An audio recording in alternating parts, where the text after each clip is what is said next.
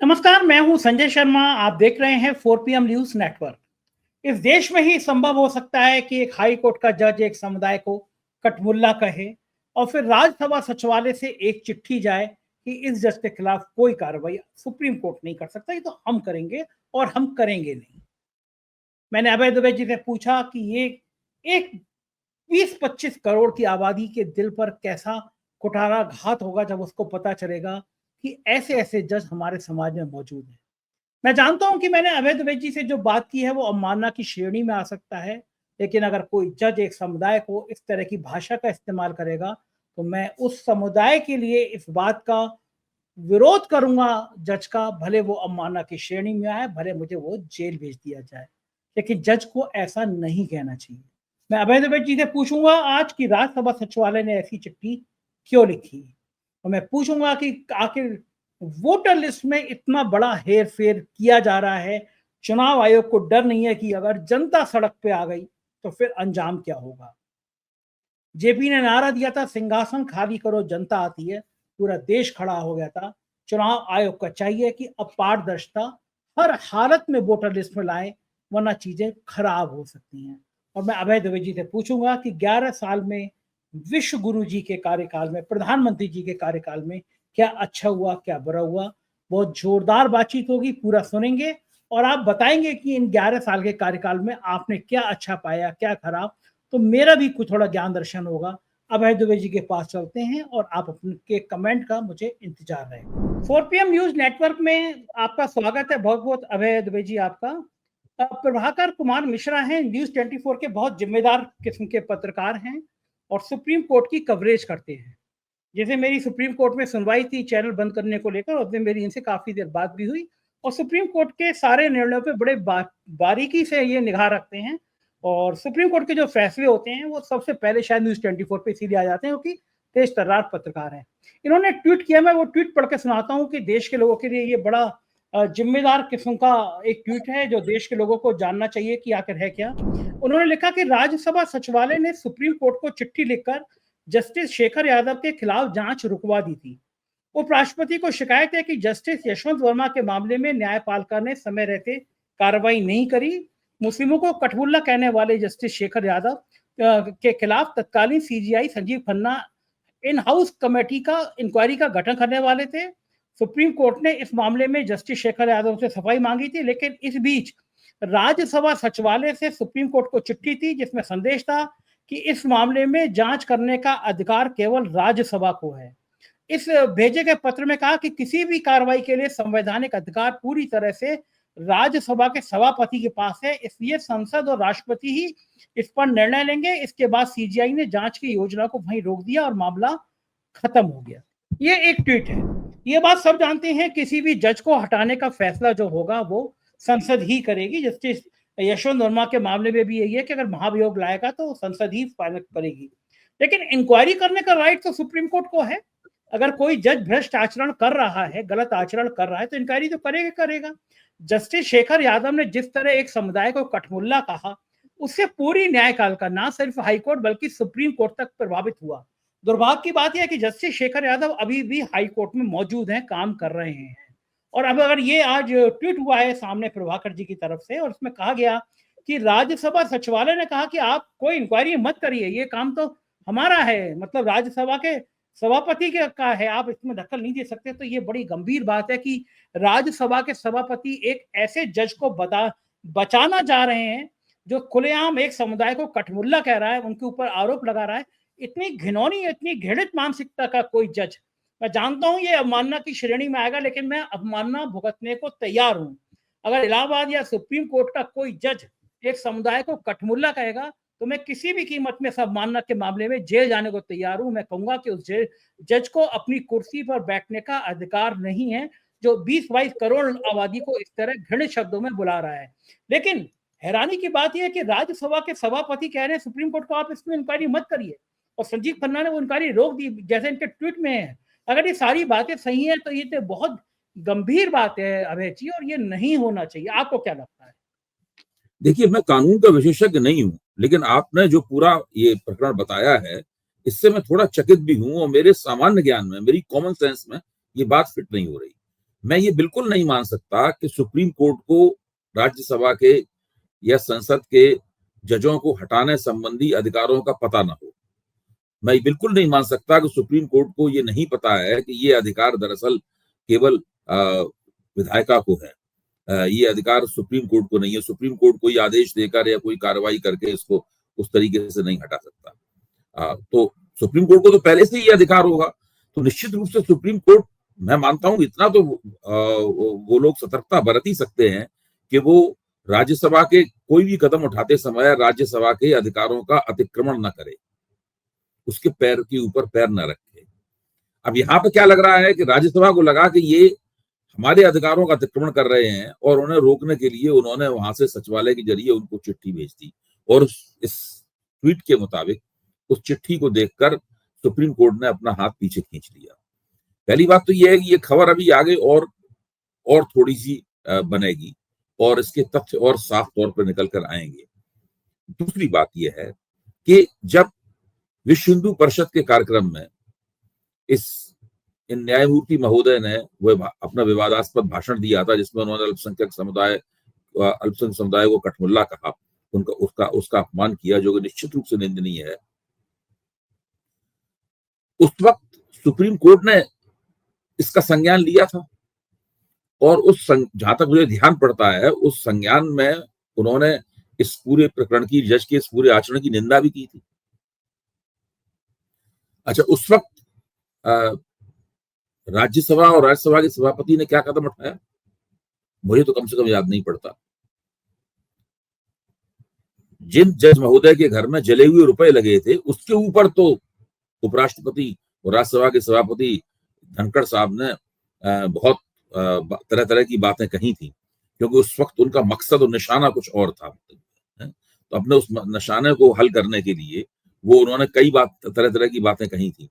लेकिन और इस सवाल को लेकर वो सुप्रीम कोर्ट से नाराज भी हैं। तो सुप्रीम कोर्ट ने उनको हटाने के लिए कोई कार्रवाई नहीं की। अब सुप्रीम कोर्ट उनको हटाने की कोई कार्रवाई कैसे कर सकता है जब वो खुद ही कह रहे हैं कि ये सारे अधिकार हमारे पास हैं, तो सुप्रीम कोर्ट उनको हटाने की कार्रवाई कैसे करता? तो ये बात समझ में पूरी तरीके से आ नहीं रही है। मुझे लग रहा है कि इसके अंदर कहीं ना कहीं, जैसा कि आपने अंदाजा भी लगाया है, कि जो हिंदुत्ववादी राजनीति के समर्थक हैं वो कोई दबाव पैदा कर रहे हैं। क्योंकि हिंदुत्ववादी राजनीति की एक खास बात यह है कि वो मुसलमानों के खिलाफ नफरत के ऊपर ही पनपती है और मुसलमानों के खिलाफ इस देश में आप कुछ भी कहते रहिए, आपको सजा नहीं प्राप्त होगी, आपके खिलाफ FIR भी दर्ज नहीं होगी। भाजपा के अंदर तो ऐसा करके आपको हो सकता है कि आपकी पदोन्नति हो जाए, ज्यादा संभावना यही रहती है कि आपकी पदोन्नति हो जाए। और हमारे जो उपराष्ट्रपति महोदय हैं वो राष्ट्रपति बनना चाहते हैं, वो भी अपनी पदोन्नति के लिए तैयार बैठे हुए हैं और उसके लिए वो हर इस तरह का काम करना चाहते हैं जो भाजपा के आला कमान को और इस सरकार को पसंद आता है। मुझे तो लगता है कि उसी किस्म की कोई एक पूरी गतिविधि चल रही है और इस पूरी गतिविधि में सबसे ज्यादा जिस चीज को नुकसान हो रहा है वो नुकसान ये हो रहा है कि न्यायपालिका, विधायिका और न्यायपालिका के शीर्ष पर सुप्रीम कोर्ट बैठा हुआ है।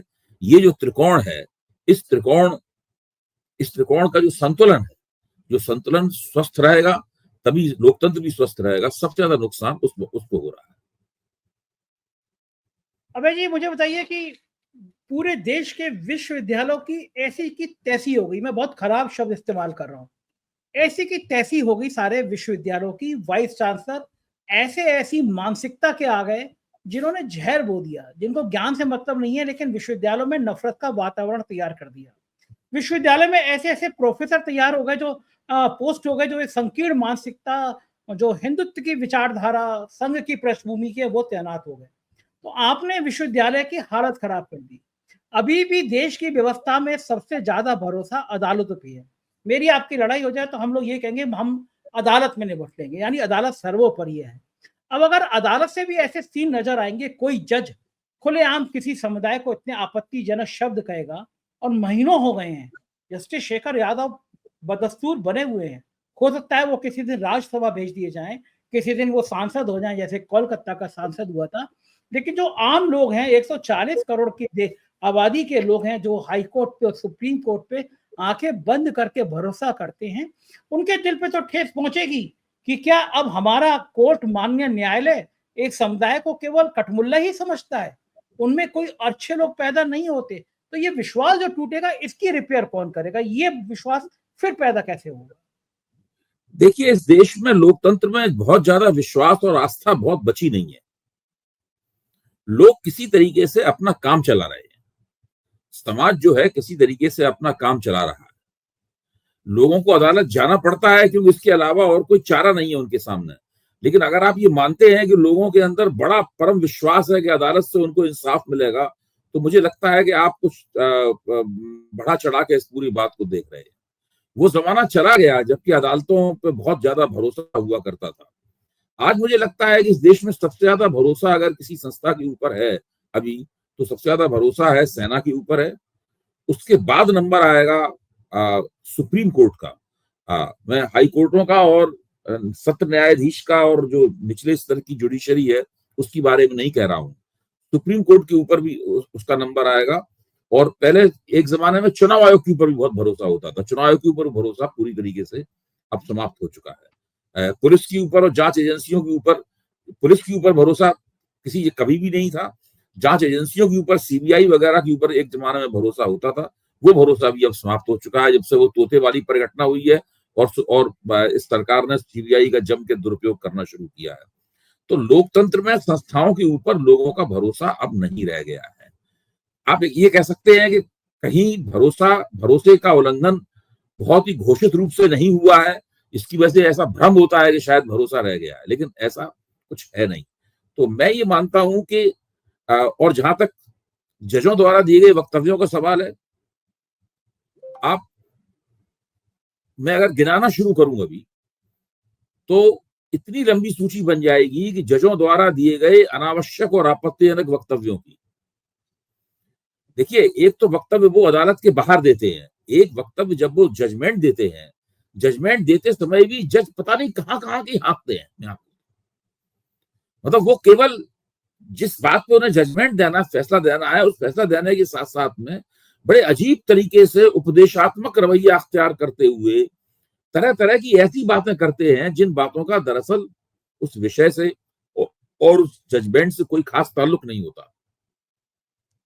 जजों का प्रशिक्षण ये एक ऐसा सवाल है जिसके ऊपर इस वक्त बहुत बड़ा सवालिया निशान लगा हुआ है। अब आपने बात की विश्वविद्यालयों की। विश्वविद्यालय पूरी तरीके से सीधे सीधे राष्ट्रीय स्वयंसेवक संघ के हाथ में है। मतलब इसमें सरकार का और कोई हिस्सा ऐसा नहीं है जिसके ऊपर राष्ट्रीय स्वयंसेवक संघ का 100% कब्जा हो। विश्वविद्यालयों में होने वाली कोई भी नियुक्ति, यहां तक के हेड ऑफ द डिपार्टमेंट बनाने की प्रक्रिया, जो कि बहुत साधारण सी प्रक्रिया है, बदलता रहता है हेड ऑफ द डिपार्टमेंट, कोई ऐसा नहीं है सारी जिंदगी के लिए कोई हेड ऑफ द डिपार्टमेंट विभागाध्यक्ष नहीं बनता।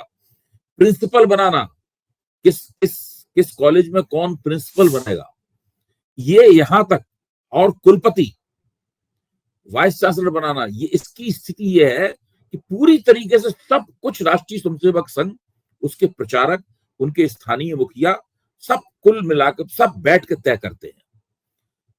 जैसे ही अखबारों में आवश्यकताएं निकलती हैं असिस्टेंट प्रोफेसर की या किसी की, उसके बाद में फिर वो जो तय करके भेजते हैं वही होता है। यहां तक कि इंटरव्यू कमेटी बनती है, इंटरव्यू कमेटी भी उनसे पूछ के बनाई जाती है। एक एक चीज उसी तरीके से होती है। इस वक्त सारे देश के विश्वविद्यालयों का जो कवाड़ा हुआ है और शिक्षा पद्धति का कवाड़ा हुआ है, उसके लिए एक ही संस्था जिम्मेदार है, इसका नाम है राष्ट्रीय स्वयंसेवक संघ। अच्छा, ये बात संघ के जो कुछ समझदार लोग हैं और जो विश्वविद्यालय प्रणाली में काम कर रहे हैं, सीनियर प्रोफेसर वगैरह हैं, जब उनसे मेरी बात होती है, मैं भी विश्वविद्यालय प्रणाली में ही काम कर रहा हूं, जब उनसे मेरी बात होती है तो वो कहते हैं कि ठीक है, बात समझ में नहीं आ रही, ठीक है, आप अपने लोगों को रखिए, कांग्रेस भी अपने लोगों को रखती थी, या जहां कम्युनिस्टों का चलता था वो भी अपने लोगों को रखते थे, लेकिन अपने लोगों को रखिए, लेकिन ऐसे लोग तो रखिए जो ठीक से पढ़ा लिखा सकें, जो जो जिम्मेदारी को पूरा कर सकें। जवाहरलाल नेहरू विश्वविद्यालय खत्म, बिल्कुल तबाह और बर्बाद कर दिया। सब दूसरे सभी विश्वविद्यालय एक एक करके नाम लेते जाइए आप, बहुत ही बुरी हालत है। और ये इसीलिए मैं कभी कभी कहता हूं इस देश में सब कुछ दुरुस्त हो सकता है, हर चीज में संशोधन हो सकता है, लेकिन इस देश की शिक्षा व्यवस्था ठीक नहीं हो सकती। शिक्षा व्यवस्था की जड़ें पहले से ही कमजोर थी हमारे देश में, क्योंकि अंग्रेजों ने शिक्षा व्यवस्था स्थापित की थी, उसको हम लोगों ने वैसा का वैसा अपना लिया था। और जब से राष्ट्रीय स्वयंसेवक संघ के हाथ में आया है पिछले 10 साल में, उसने पूरी तरीके से शिक्षा व्यवस्था को तबाह और बर्बाद कर दिया। त्रिकुटी कह रहे हैं एक एक करके संवैधानिक संस्थाएं खत्म होती जा रही हैं। राहुल गांधी ने जिस तरह महाराष्ट्र का और इसमें संजय जी एक उदाहरण, और बात है, विश्वविद्यालयों को तकनीकी रूप से कानूनी दृष्टि देखा जाए तो एक तरह की स्वायत्तता प्राप्त है, ऑटोनॉमी प्राप्त है। अब व्यवहारिक रूप से ये कागज पर ऑटोनॉमी प्राप्त है, व्यवहारिक रूप से विश्वविद्यालयों को दरअसल इस वक्त कोई ऑटोनॉमी प्राप्त नहीं है।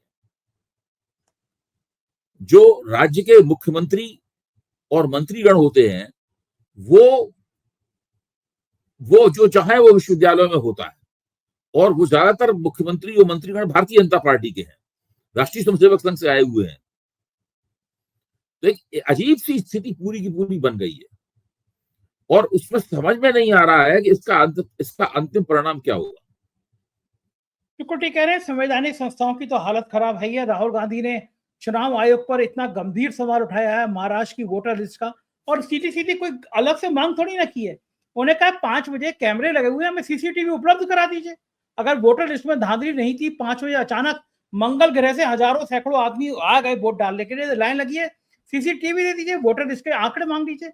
चुनाव आयोग बिना हस्ताक्षर के एक पत्र जारी कर देता है, राहुल गांधी का जवाब दे देता है। नेता प्रतिपक्ष है राहुल गांधी, बिहार को लेकर फिर वो आशंका जता रहे हैं कि बिहार में भी इस तरह वोटर लिस्ट में बड़ी धांधली हो सकती है। लेकिन अभय जी, मैं दूसरी बात करना चाहता हूं, आपसे पूछना चाहता हूं, जिस तरह चुनाव आयोग बिना हस्ताक्षर के लेटर दे रहा है, मतलब कि तुम्हारी कोई हैसियत ही नहीं है, तुम्हारी कोई औकात ही नहीं है, तुमने पूछा, हमने बिना हस्ताक्षर दे दिया, हमें फर्क ही नहीं पड़ रहा, हम जो चाहेंगे वो कर लेंगे। क्या इनको यह नहीं लगता कि देश की जनता देख रही है? अगर तुम इस देश की जनता को इस तरह दबाओगे, जिस दिन उसको लगेगा कि उसके वोट का मतलब ही खत्म हो गया, वो डाल किसी को रही है, जा कोई रहा है, फर्जी वोटर पड़ रहे हैं। जेपी का मूवमेंट क्यों भूल जाते हैं जब सिंहासन खाली करो कि जनता आती है के नारे ने देश का इतिहास बदल दिया था। चुनाव आयोग क्यों इस देश की जनता को मजबूर कर रहा है कि वो भी चुनाव आयोग के खिलाफ गांधी जी के रास्ते पे एक आंदोलन खड़ा ना कर दे?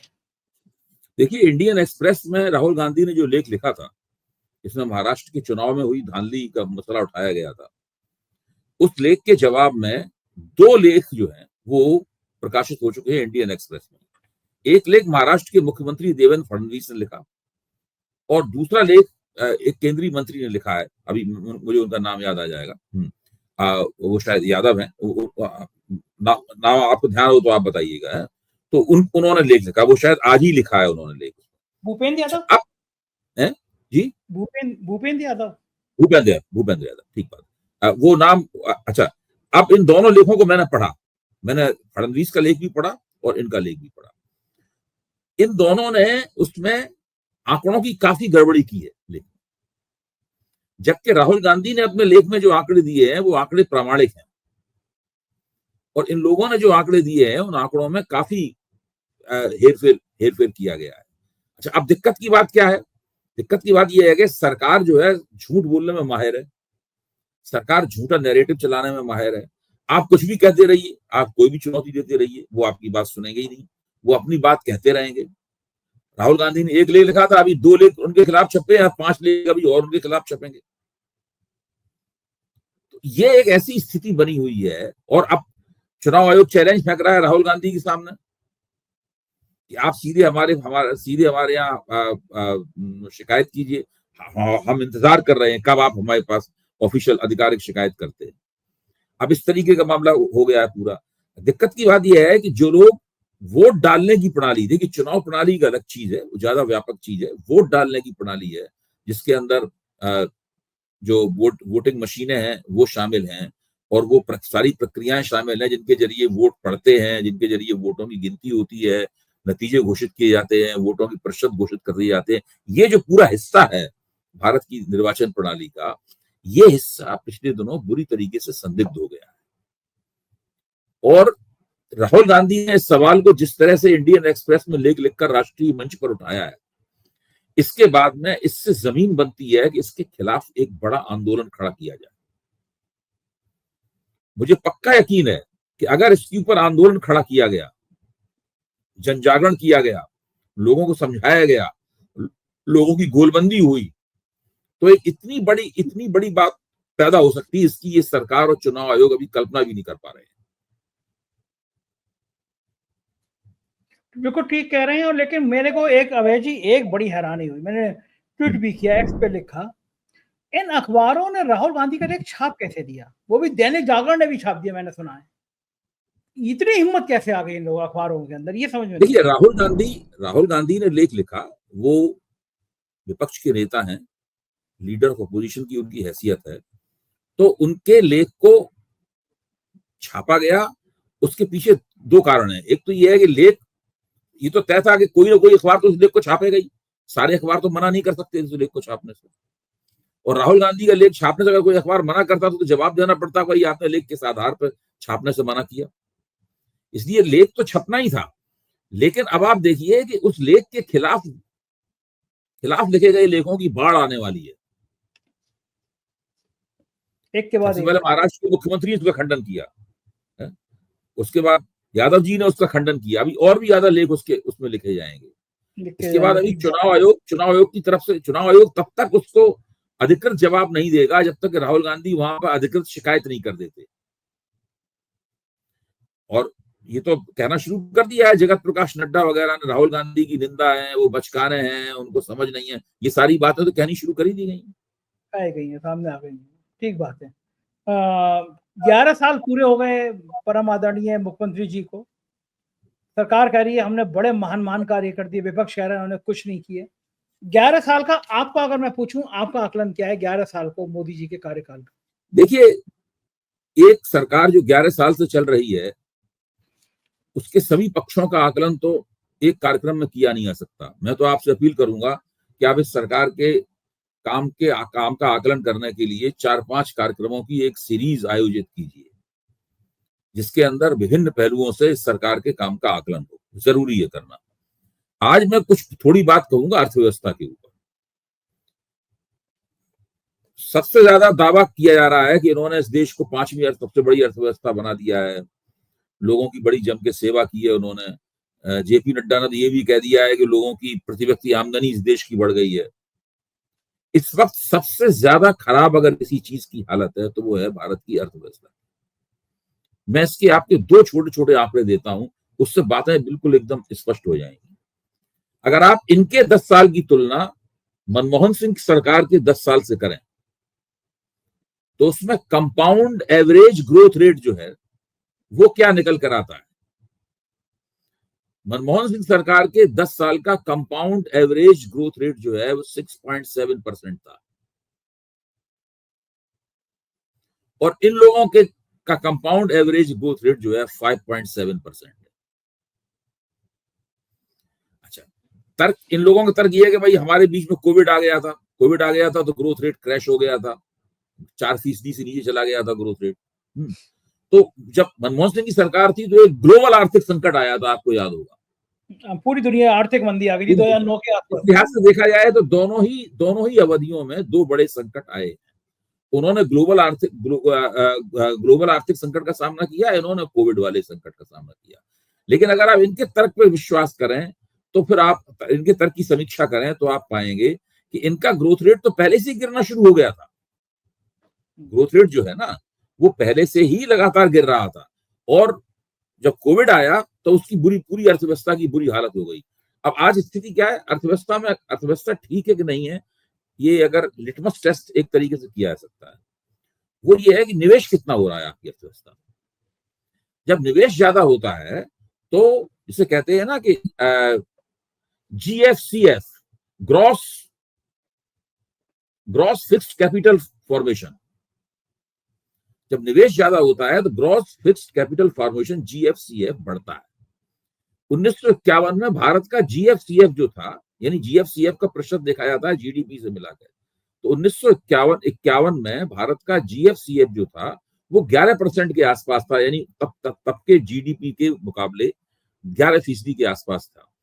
फिर भारतीय अर्थव्यवस्था की प्रगति हुई, और आपके 2012-13 तक आते आते यानी जब मनमोहन सिंह सरकार के आखिरी दिन चल रहे थे, ये GFCF का प्रतिशत बढ़कर 30% के आगे चला गया। इसमें 50 साल लगे इस काम में, 50 वर्ष लगे। और जैसे ही मोदी जी की सरकार आई, 50 वर्ष की इन उपलब्धियों को खत्म करना इन लोगों ने धीरे धीरे शुरू किया। यानी तब तो 35 के करीब चला गया था GFCF। मोदी जी के शासनकाल में ये GFCF 30 से नीचे चला गया है। देखिए आप चीन से भारत की तुलना करते हैं, चीन में GFCF कितना रहता है? 45-50 के बीच में रहता है। जब बहुत कुछ गड़बड़ी हो जाती है अर्थव्यवस्था में, तब भी वो 41% तब भी रहता है वहां पर। क्योंकि जब ग्रॉस फिक्स कैपिटल फॉर्मेशन बेहतर होता है GPD के अनुपात के मुताबिक, तब क्या होता है कि आपके मैन्युफैक्चरिंग सेक्टर में उछाल आता है और आपके सर्विस सेक्टर में उछाल आता है, बीमा में, बैंकिंग में, सेवा क्षेत्र में उछाल आता है, उधर कारखाना निर्माण क्षेत्र में उछाल आता है। जब वहां उछाल आता है तो बड़े पैमाने पर पढ़े लिखे लोगों को, प्रशिक्षित लोगों को नौकरियां प्राप्त होती हैं। जब उसमें उछाल नहीं आता है तो वही चीज बेरोजगारी का प्रभाव पड़ता है। इस वक्त देश की अर्थव्यवस्था आंतरिक कर्जे से लदी हुई है बुरी तरीके से, हालत बहुत ही खराब है। आप हर चीज का प्रबंधन कर सकते हैं, लेकिन आप अर्थव्यवस्था की गिरावट का प्रबंधन नहीं कर सकते। बिल्कुल नीतियां गड़बड़ हैं, कोई किसी किस्म की दूरंदेशी नहीं है, केवल फर्जी आंकड़े देकर, झूठे आंकड़े देकर, हवाबाजी करके किसी तरीके से काम चलाया जा रहा है। या हम जापान से आगे निकल गए, मुझसे आगे निकल गए, आगे जाके मुझसे आगे निकल जाएंगे। जाने कहां से एक शब्द ढूंढ लाए, अमृतकाल। एक अमृतकाल नाम का शब्द ढूंढ लाए, मतलब हर बात पे अमृतकाल बोल लेते हैं। अब समझ में नहीं आता कि उनका अमृत जो है वो आम आदमी के लिए विषकाल है कि उनका अमृतकाल है कि इसको ये अभी भविष्य तय करेगा। बिल्कुल ठीक बात है, और हम कोशिश करेंगे कि एक एक विषय के संग आपसे लंबी लंबी चर्चा हो। बहुत बहुत शुक्रिया अभय जी, आपने इतना समय दिया। Thank you sir. तो ये थे अभय दुबे जी, पूरी बातचीत सुनी आपने। क्या आप मेरी बात से सहमत हैं या असहमत हैं? कमेंट जरूर करिएगा, मुझे पता चलना चाहिए कि जो बात मैं कह रहा हूँ वो तर्क के आधार पर सही है या गलत है। आपका प्यार मेरे लिए बहुत कीमती है, इसे बनाए रखिएगा। शुक्रिया, थैंक यू।